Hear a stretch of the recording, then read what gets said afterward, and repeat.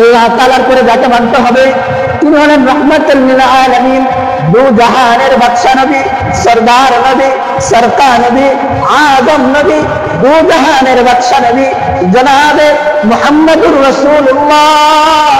আর জোরে বলি সাল্লাল্লাহু আলাইহি ওয়াসাল্লাম।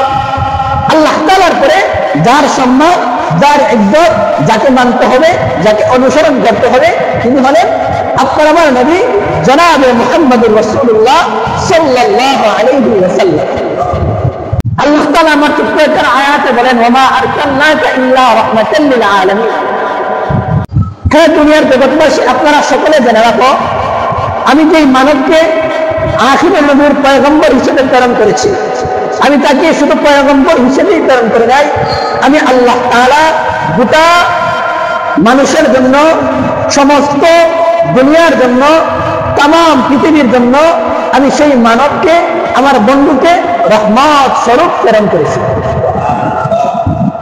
তাহলে আল্লাহ তাআলা যেই বান্দাকে তার রাসূল হিসেবে প্রেরণ করে আমাদের নিকট পাঠিয়েছিলেন, আল্লাহ তাআলা শুধু নবী হিসেবেই প্রেরণ করেন নাই, আল্লাহ তাআলা সেই নবীকে মাছের নবী, মানুষের নবী, হায়াওয়ানাতের নবী, জিনদের নবী, আসমানের নবী, জমিনের নবী, গাছপালার নবী, তরলতার নবী, সাগর নদীর নবী, সমস্ত মাখলুকাতের নবী হিসেবে আল্লাহ তাআলা এই রাসূলকে পাঠিয়েছেন। আল্লাহ তাআলা হলেন আর রহমানুর রহিম, সমস্ত পৃথিবীর মালিক।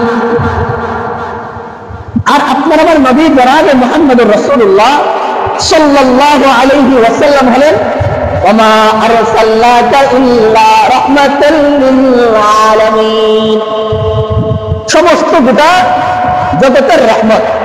আল্লাহ হলেন রব, নবী হলেন রহমত।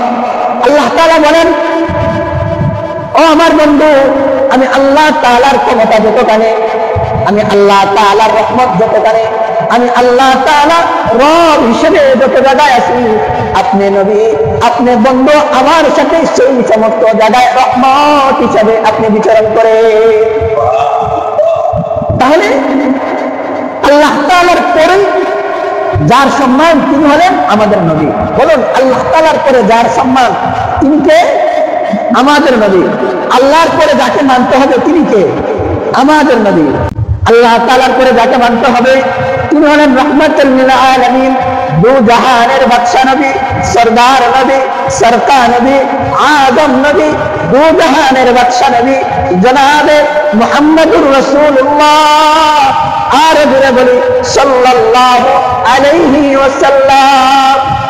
আল্লাহ তাআলার পরে যার সম্মান, যার ইজ্জত, যাকে মানতে হবে, যাকে অনুসরণ করতে হবে তিনি হলেন আপনার আমার নবী জনাবে মুহাম্মদুর রাসূলুল্লাহ সাল্লাল্লাহু আলাইহি ওয়াসাল্লাম।